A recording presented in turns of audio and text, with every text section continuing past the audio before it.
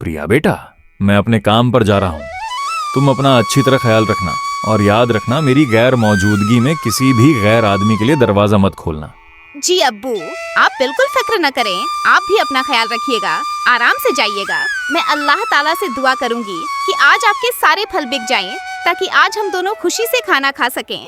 अल्लाह तुम्हें हमेशा खुश रखे मेरी बच्ची। यह कहकर उसने अपनी फलों से भरी रेहड़ी को धक्का दिया और गांव की गलियों की तरफ रवाना हो गया।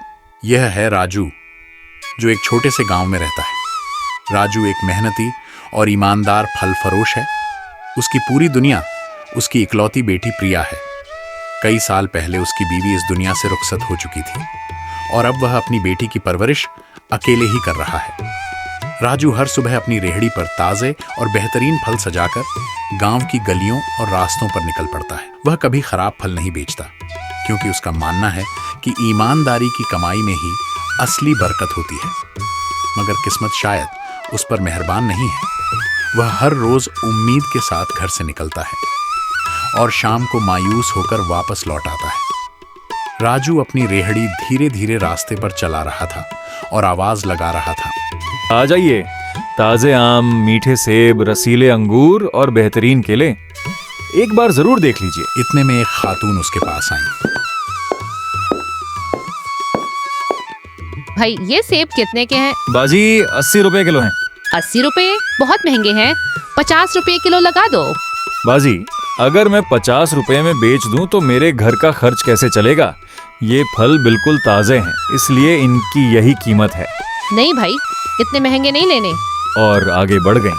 कुछ दूर जाकर एक नौजवान ने आवाज दी, भाई आम कितने के हैं? 80 रुपए किलो। 60 रुपए में दे दो। भाई अगर 60 रुपए में दे दूं तो आज मेरी बेटी के लिए रोटी खरीदना भी मुश्किल हो जाएगा। नौजवान ने हल्की सी मुस्कुराहट के साथ कंधे उचकाए। उसने एक बार फिर फलों की तरफ देखा, लेकिन कुछ भी खरीदने का इरादा नहीं किया। फिर उसने मायूसी से सिर हिलाया और एक लंबी सांस ली। वह बिना कुछ कहे धीरे धीरे अपनी राह पर आगे बढ़ गया। राजू बस खामोशी से उसे जाता हुआ देखता रहा और दिल ही दिल में अल्लाह से बेहतर रोजी की दुआ करने लगा। और वह भी आगे चला गया। कुछ फासले पर एक बूढ़ी दादी अम्मा धीरे धीरे चलती हुई आईं। बेटा, ये अंगूर तो बड़े ताजे और अच्छे लग रहे हैं। जरा बताना, ये अंगूर कितने के हैं? अगर कीमत मेरी पहुंच में हुई तो मैं जरूर खरीद लूंगी। दादी अम्मा 80 रुपए किलो। मेरे पास सिर्फ 60 रुपये हैं। अगर दे सकते हो तो दे दो। दादी अम्मा, दिल तो मेरा भी यही चाहता है, लेकिन मैं पहले ही बहुत कम मुनाफा रखता हूँ। अगर इतने में बेच दूंगा तो आज घर का खर्च चलाना मुश्किल हो जाएगा। अल्लाह तुम्हारे रिज्क में बरकत अता फरमाए बेटा। और वह भी आगे बढ़ गई। शाम होने लगी।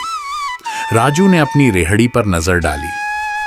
सुबह जितने फल थे तकरीबन उतने ही अब भी मौजूद थे।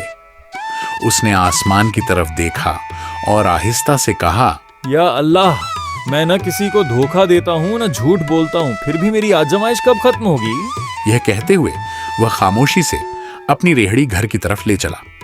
फिर रोज की तरह अगली सुबह सूरज की पहली किरण के साथ राजू एक बार फिर अपनी रेहड़ी पर ताजे और बेहतरीन फल सजाकर घर से निकल पड़ा। आज भी उसके दिल में एक नई उम्मीद थी। वह दिल ही दिल में अल्लाह ताला से दुआ कर रहा था कि शायद आज उसके सारे फल बिक जाए और वह अपनी बेटी प्रिया के लिए कुछ अच्छा खाना और उसकी जरूरत की चीजें ले जा सके। लेकिन उसे जरा भी अंदाजा नहीं था कि आज का दिन उसकी पूरी जिंदगी बदलने वाला है। काफी देर तक राजू गांव की गलियों और रास्तों पर अपनी रेहड़ी चलाता रहा। वह लगातार आवाजें लगाता रहा, आ जाइए, ताजे और मीठे फल, बेहतरीन सेब, आम, अंगूर और केले, एक बार जरूर देख लीजिए। दोपहर होने लगी। तेज धूप की वजह से राजू बहुत थक चुका था।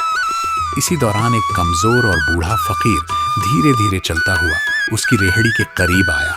उसके कपड़े बहुत पुराने थे और चेहरे से भूख साफ दिखाई दे रही थी। बेटा, मैं कई दिनों से बहुत परेशान हूँ। मेरे पास तुम्हें देने के लिए 1 रुपया भी नहीं है। अगर मुमकिन हो तो अल्लाह के नाम पर मुझे कुछ फल दे दो, शायद मेरी भूख कुछ कम हो जाए। बाबा जी, इनकी फिक्र न करें, आप आराम से ये फल ले जाइए। मुझे आपसे कोई कीमत नहीं चाहिए।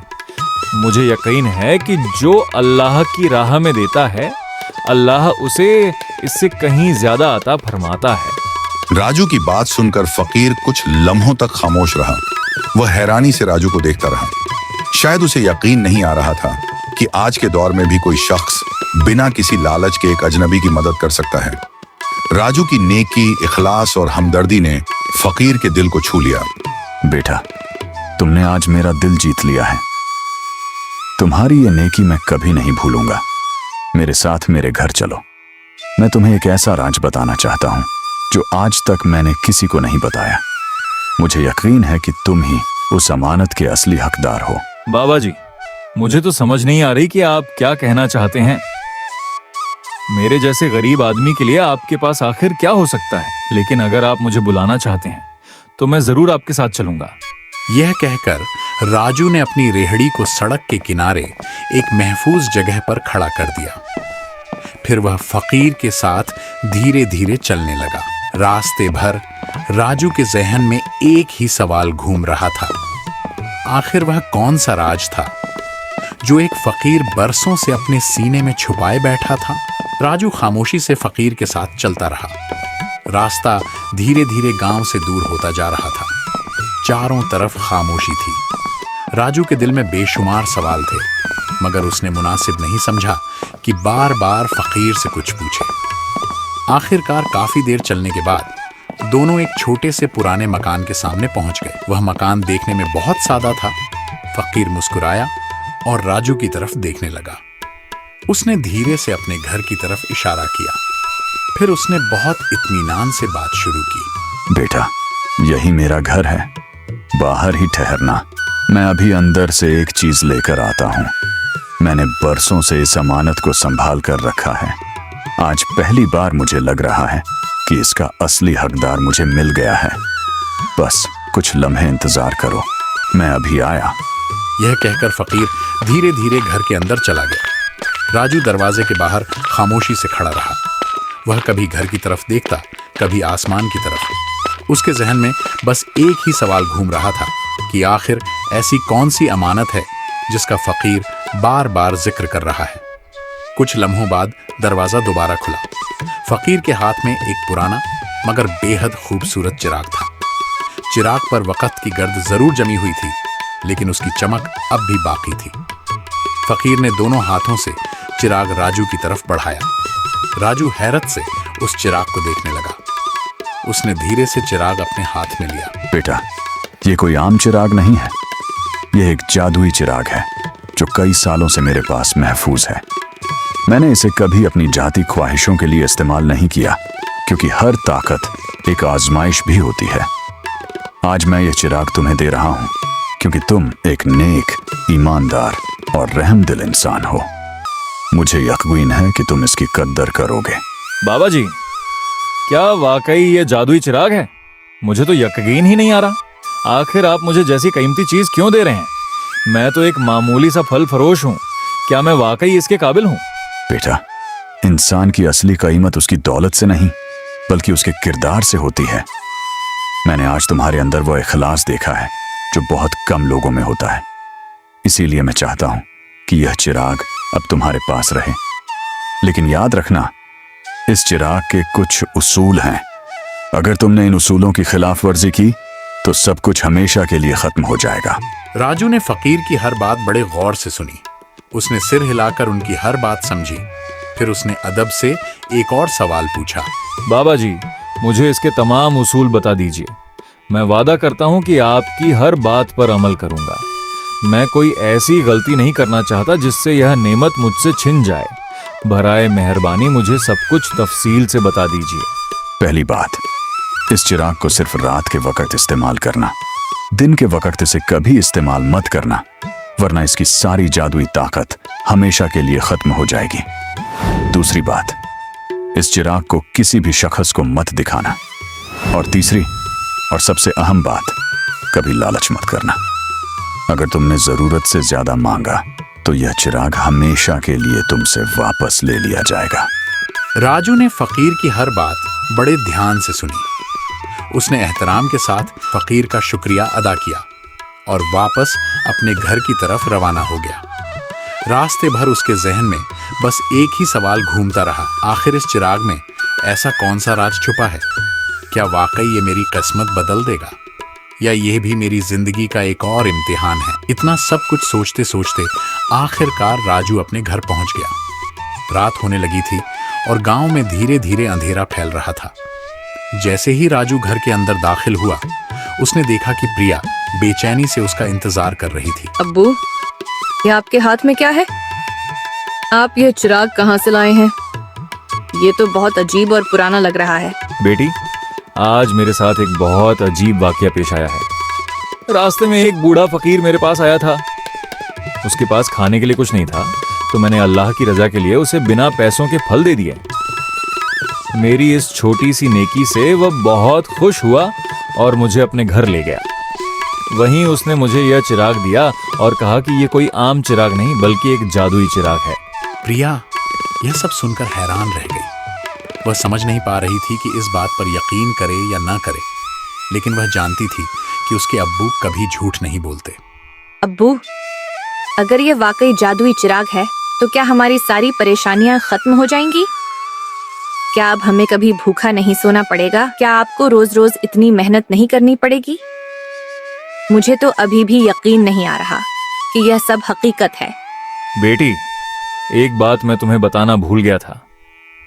फकीर बाबा ने मुझे कहा था कि इस चिराग को सिर्फ रात के वक्त इस्तेमाल करना, और इसे इस्तेमाल करने से पहले एक मखसूस जुमला जरूर कहना। उस जुमले के बिना यह चिराग अपना राज जाहिर नहीं करेगा।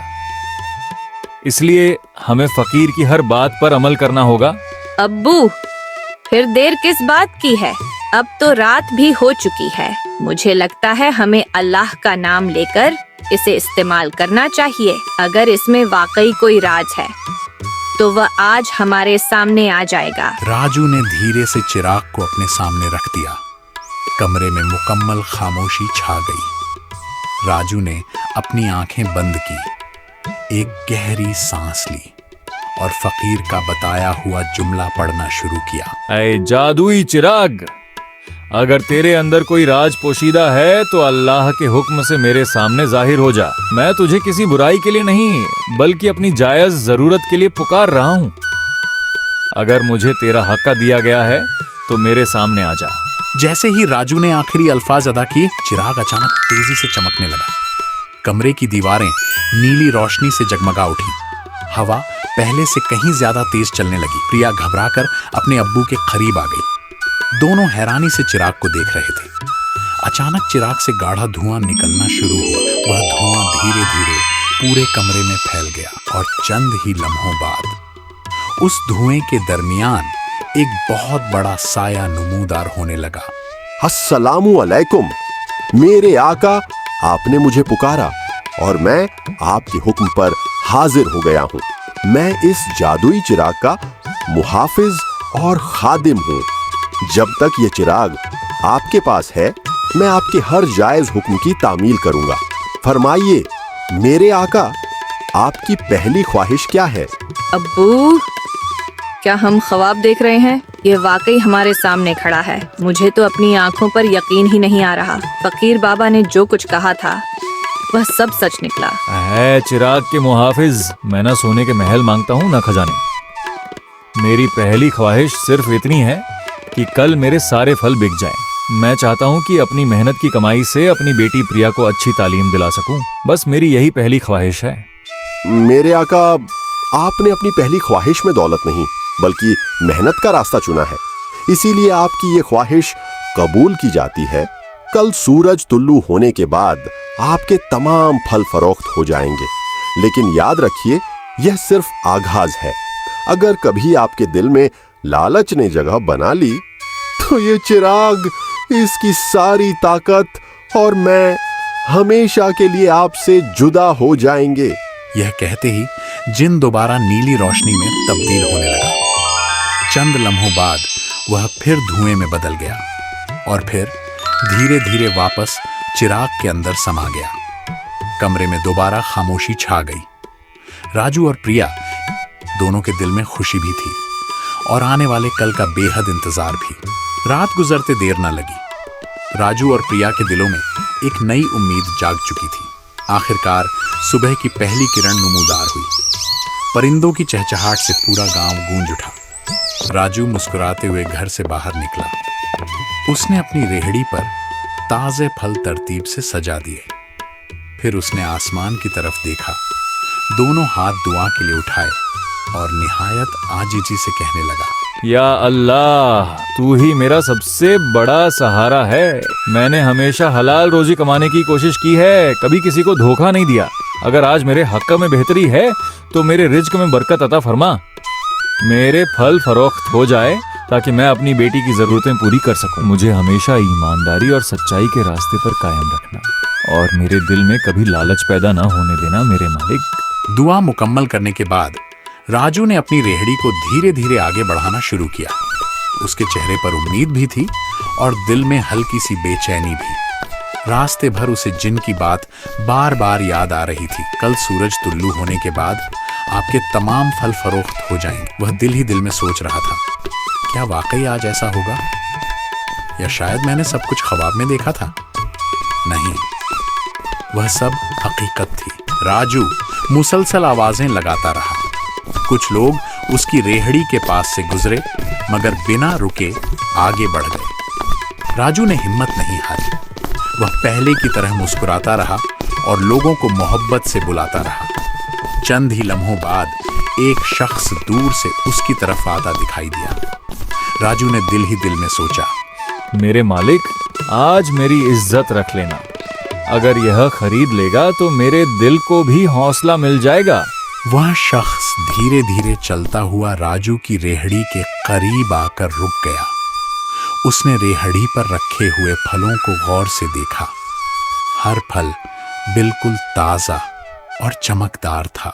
भाईजान, माशाअल्लाह, आपके फल तो वाकई बहुत ताजे लग रहे हैं। जरा मुझे ये बताइए कि सेब कितने रुपए किलो हैं और आम की क्या कीमत है? अगर कीमत मुनासिब हुई तो मैं काफी फल खरीदूंगा। भाईजान, सेब भी 80 रुपए किलो हैं और आम भी। मैं हमेशा एक ही कीमत रखता हूँ। मेरे लिए हर गाहक बराबर है। राजू ने ये अल्फाज तो कह दिए, लेकिन दिल ही दिल में वह यही सोच रहा था कि शायद अब यह भी पहले लोगों की तरह कीमत कम करवाने की कोशिश करेगा। मगर इस बार कुछ मुख्तलिफ होने वाला था। वह शख्स मुस्कुराया और बिना किसी मोल भाव के 3 किलो सेब और 2 किलो आम खरीद ली। राजू हैरानी से कभी उस शख्स को देखता और कभी अपनी रेहड़ी की तरफ। उसे यकीन ही नहीं आ रहा था कि आज किसी ने पहली मर्तबा बिना मोल भाव किए उससे फल खरीद लिए थे।